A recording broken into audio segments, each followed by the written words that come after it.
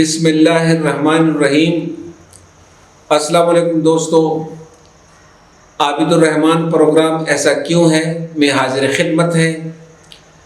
ناظرین، آپ پروگرام کے فارمیٹ سے بخوبی آگاہ ہیں، جس میں بحیثیت ہوسٹ میں خود ایک یا ایک سے زائد پوائنٹس اٹھاتا ہوں اور پھر خود ہی اپنی ناقص رائے دیتا ہوں کہ ایسا کیوں ہے۔ البتہ آج کے پروگرام کا فارمیٹ تھوڑا مختلف ہے، جس میں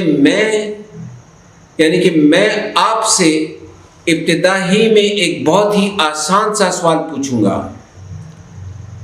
بہت ہی آسان سا سوال، لیکن مجھے یقین ہے کہ میرا پروگرام دیکھنے والے جن کی اکثریت اعلیٰ تعلیم یافتہ، تجربہ کار، جہاندیدہ یا پھر یونیورسٹیوں کے ذہین طلباء و طالبات پر مشتمل ہے، وہ اس ٹیسٹ میں بری طرح فیل ہو جائیں گے۔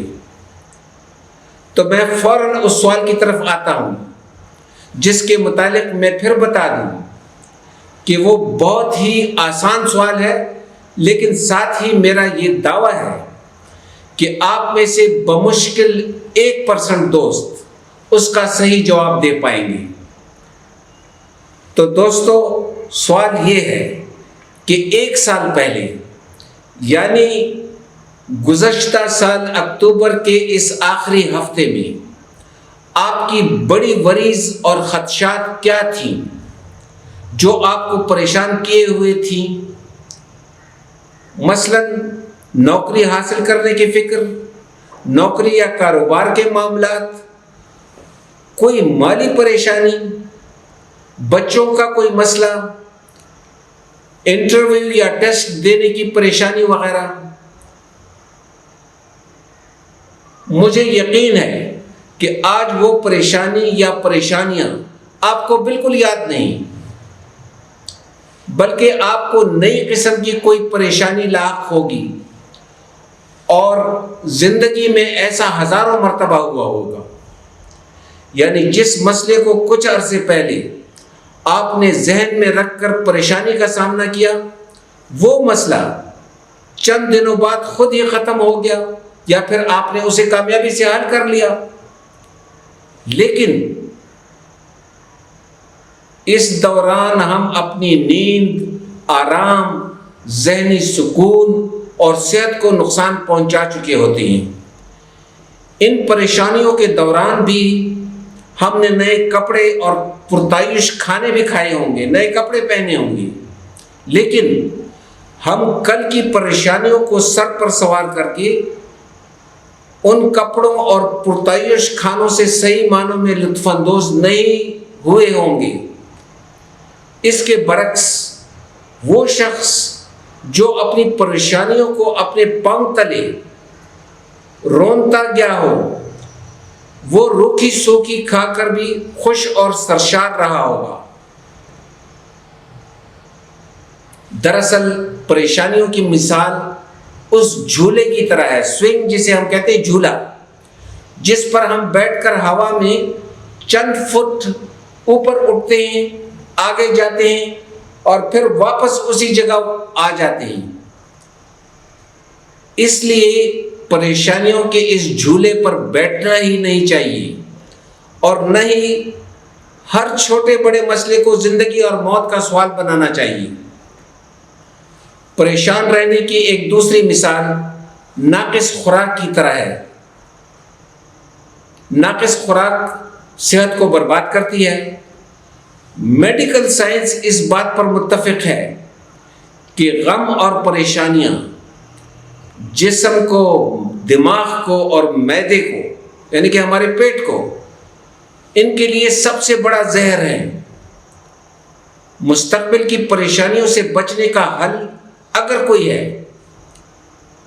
میں دوبارہ دوہرا رہا ہوں، میں کوئی ڈاکٹر تو نہیں ہوں، لیکن اگر کوئی حل ہے تو وہ یہ ہے کہ ہم آج کے دن کو بہترین محنت اور اچھے طریقے سے استعمال کریں، اور اگر ہم روزانہ اسی طرح کریں تو لازماً ہم مطمئن بھی رہیں گے اور مستقبل کی بے جا پریشانیوں سے بھی بچ سکتے ہیں۔ پھر ہمارے پاس اپنی ضمیر کو کوسنے یا خود پر لعنت ملامت کرنے کا کوئی جواز بھی باقی نہیں رہے گا۔ اور اس مختصر پروگرام کے آخر میں میں آپ کو بستر مرگ پر پڑے ایک شخص کا دلچسپ واقعہ سناتا ہوں جو کہ بستر مرگ پر پڑا ہوا تھا، جس سے اس کے چاروں بیٹے دل و جان سے محبت کرتے تھے، بہت زیادہ محبت کرتے تھے۔ ان چاروں بیٹوں نے آخری وقت میں اپنے باپ سے پوچھا کہ ابا جان، آپ ہمیں بتائیں کہ آپ کی زندگی میں آپ کو کس کس نے دکھ دیے تھے، کس کس نے آپ کو تکالیف دی تھی یا نقصان پہنچایا تھا، تاکہ ہم ان سے ہوشیار بھی رہیں اور ان سے بدلہ بھی لیں۔ باپ نے کراہتے ہوئے، کیونکہ وہ کمزور تھا، اس نے کراہتے ہوئے نیم مسکراہٹ سے اقرار کیا کہ بچوں، واقعی میں نے زندگی میں بہت دکھ جھیلے ہیں، بلکہ مجھے ایک لمحہ بھی خوشی اور اطمینان کا نصیب نہیں ہوا۔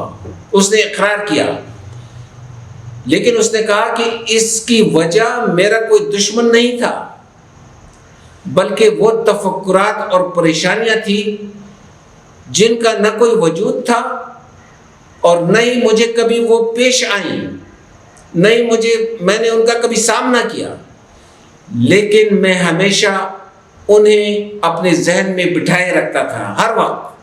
یعنی میرے دشمن وہ تفکرات اور پریشانیاں تھیں جن کا سرے سے کوئی وجود ہی نہیں تھا۔ اس نے اپنے بیٹوں کو نصیحت کی کہ آپ نے زندگی میں ہمیشہ خود پر بھروسہ کرنا ہے، محنت کرنی ہے اور نیت صاف رکھنی ہے، اور خود کو ہر حال میں غیر ضروری تفکرات کے مونسٹر، جسے ہم کہتے ہیں افریت، بلا جسے ہم کہتے ہیں، اس سے خود کو محفوظ رکھنا ہے۔ ناظرین، چینل کو ضرور سبسکرائب کریں۔ اگلی مرتبہ انشاءاللہ نئے موضوع کے ساتھ پھر ملاقات ہوگی۔ اللہ حافظ۔